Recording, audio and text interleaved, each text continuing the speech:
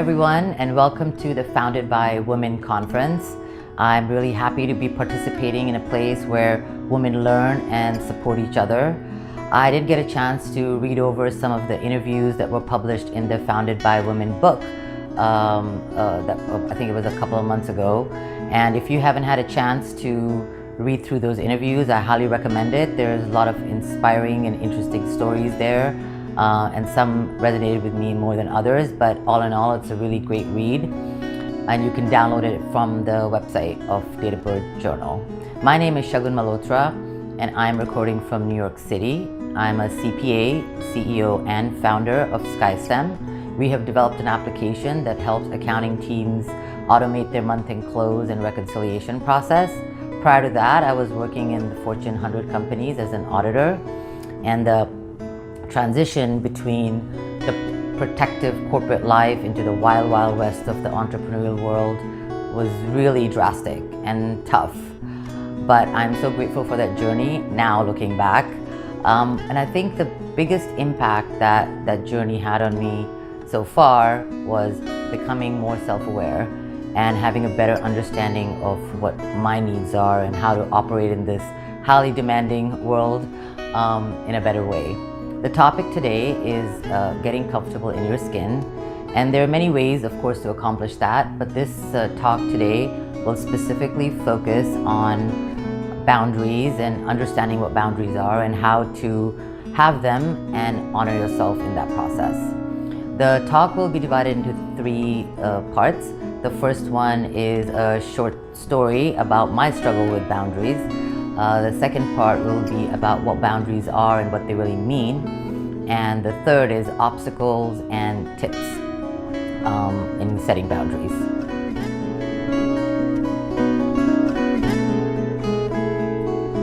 So when I got out of college, I was determined to land myself a glamorous job. Even though I had accounting as my degree, I wanted to have a glamorous job. And I had no ideas of boundaries at this time. So I went through the recruiting and resume and interviewing process, and I did finally land myself a really glamorous job. I became an auditor with Marriott, and I traveled the world. I stayed in amazing hotels. I flew business class, and also had that extra respect factor because I was an auditor. So when you go out to these hotels, everybody's giving you this extra attention and taking you out everywhere. You get to see the nicest restaurants and eat the best food. It was just amazing. I was so consumed and happy with this job that over the years, as I was doing it, I didn't realize that I was just getting more and more lost in this job. I did not see my friends. I hardly had any time for dating. I did not work out. I put on a lot of weight. My skin was getting really bad. It just was, all in all, just a real disaster as the years were passing by. But I was so happy because I really felt like I had the job that anybody would want. And as time went on, I realized that I was officially a workaholic. I worked every weekend. I rarely took lunch breaks.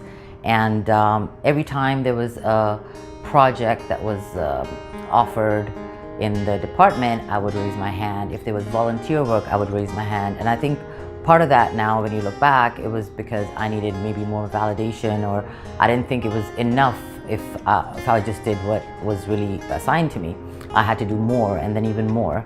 So finally, I took a break cold turkey. I took a sabbatical for 6 months, and I decided to just take a break and see how I feel. And that 6-month break turned into a 16-month break, and in that process I resigned from Marriott, so it completely changed my life. And then through that break, I understood myself a little bit more. I realized what I had been doing wrong, even in the right job. And when I got back to the United States, I applied for another position and got a job in the internal controls organization at Freddie Mac. Freddie Mac and Marriott have very similar cultures, so it was really easy to fit in. They have very different businesses, but similar cultures. So when I started that position, it was a completely new me because I had learned what boundaries were.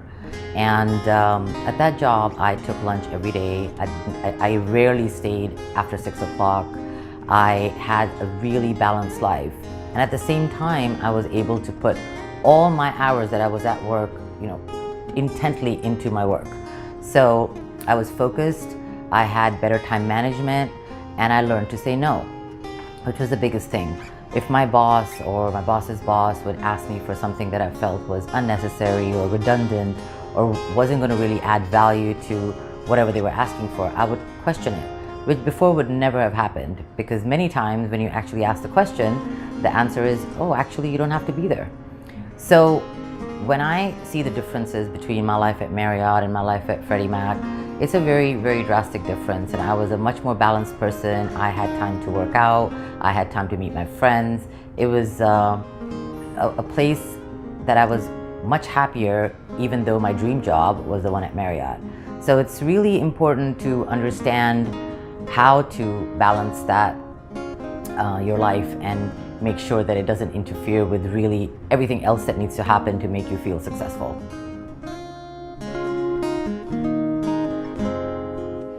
So I did do a little bit of research and found a lot of great material that supported my talk today.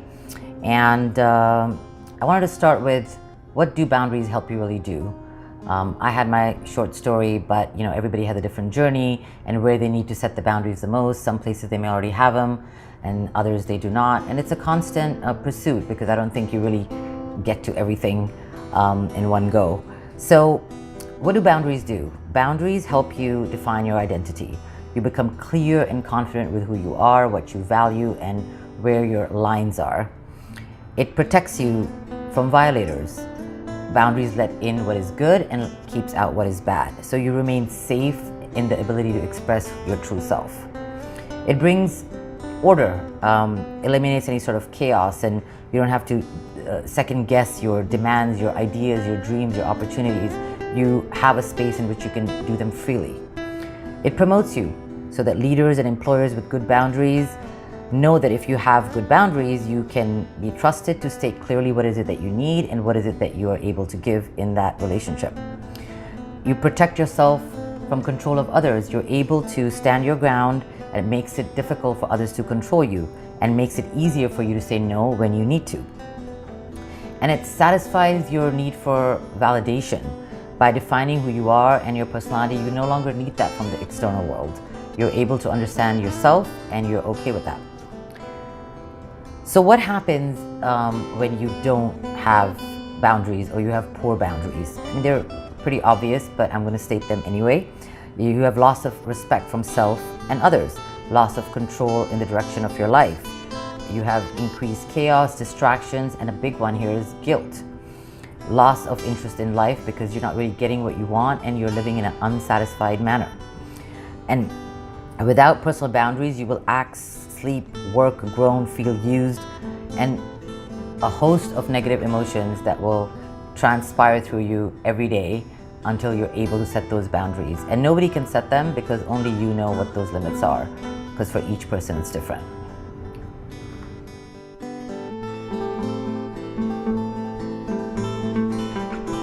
There are different types of boundaries, and I'm just going to make a short list of what they are, and you'll easily be able to discern between them. So there's physical boundaries, which includes touch, personal space, distance, and we all have our own physical boundaries. Intellectual, it's respect for your ideas, respect for others' ideas. It should protect your sense of self-esteem and ability to separate your feelings from others. And this is also connected with emotional boundaries. People's feelings and at the rate at which they want to open up. You have to give them space, and you have to also request your own space as to when and at what point are you able to open up about your feelings. Then there is sexual boundaries, respects limitations and desires between partners. Material boundaries, what you will share and what you will not, and with whom. You may let your best friend drive your car, but you may not let your long-distance cousin. And time, who will you spend your time with, and how will you spend your time?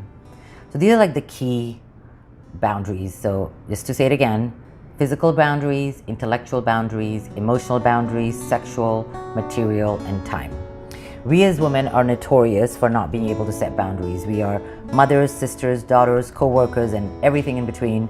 I truly believe women are superhuman, as they usually don't have a choice but to multitask amongst these roles. And as much as that is wonderful, it is not sustainable.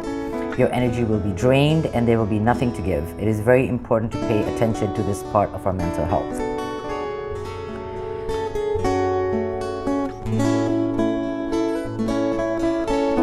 We have all been faced with situations where we have said yes to things that we don't want to. Shying away from conflict when someone has done or said something inappropriate.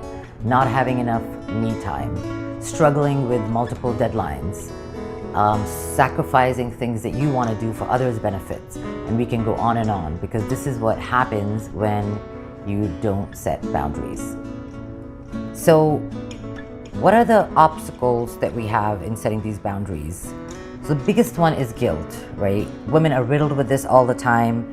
They have the need to please. So first we have to deal with the guilt head on and accept it until it slowly melts away. You have to feel the discomfort of feeling guilty, but knowing that you're feeling guilty for the wrong thing. Rejection. Fear of being rejected, being an outcast, not belonging to a group or to a community because you said no. So that is something that really brings a level of fear, so you don't set your boundary. Fear of confrontation. You don't have the personality or the ability to let someone know when they've done something wrong or they have said something inappropriate, which will let them understand how you navigate this world and to be careful when they deal with you the next time. And then safety concerns. Of course, this is probably more prevalent in, like, let's say, an abusive relationship where you know that if you say something, you might experience violence, so that's of concern as well. So these are probably the big 4 obstacles that prevents us from actually setting these boundaries, because we have fear of all these things. So how do you go about setting these boundaries? How do you start? The first thing you have to do is create an inventory of a list of the things that bother you. You can feel it in your gut. It's that knot in the stomach. It's that sinking feeling in the chest where you didn't want to do something, or you overpromised, or you're going to have to reshuffle a lot of things just because you committed to something that you really should not have, and you don't really want to commit to that. So once you start making that list, you will see over time that something will be repetitive. You will find your pattern. You will understand where you're doing the things more often than others, maybe to a specific person, maybe it's just at work. And once you identify that pattern, you're able to target each item separately. So I think you just start small. So you pick one thing and you try to work on that and make it something that you're consistent with. So if you're going to target something that you've been doing with your mother, you just do the same thing again and again and learn how to say no, or whatever it is that you're trying to fix in that environment. And then when you think you've got that under control, you try the next person or the next thing that you feel is invading or imposing your life. Don't over-explain. So when you do follow through in being vocal about your needs and what your boundaries are, don't over-explain. It could be something very short. Just your problem is not other people's reaction. Your problem is to make sure you communicate your boundaries respectfully, and that is all that you have to do. So don't over-explain. And ultimately, trust yourself. Trust that you know that through this process, you're going to get to a better version of you. And as much as the discomfort that this is causing you right now, that in the long run, it will just become a good habit and you'll be happy for it. Creating personal boundaries allows us to live a more authentic life and be a true expression of what we really are inside. This also creates self-respect, immense confidence, and really makes you a pleasure to be around people and for people to be around you. So happy boundary setting. I think it's very evident that a common theme that resonates amongst all the different types of boundaries and scenarios that you might encounter is communication. Just like for nearly everything, communication does really get you 50% past the problem. So I encourage you to have the courage to communicate whatever it is that you need to. I've really enjoyed doing research on this topic and trying to succinctly put whatever I could in these few minutes to at least get you started on your journey towards setting and retaining the boundaries that are most important to you. I have found a few books that I think could be helpful. They'll be on the slide in a second. Maybe check them out, take a read, and maybe they'll help you find what you need and dig a little deeper into setting boundaries and having you have the success in that area. Thank you so much for having me. I really enjoyed it. Have a great rest of the conference.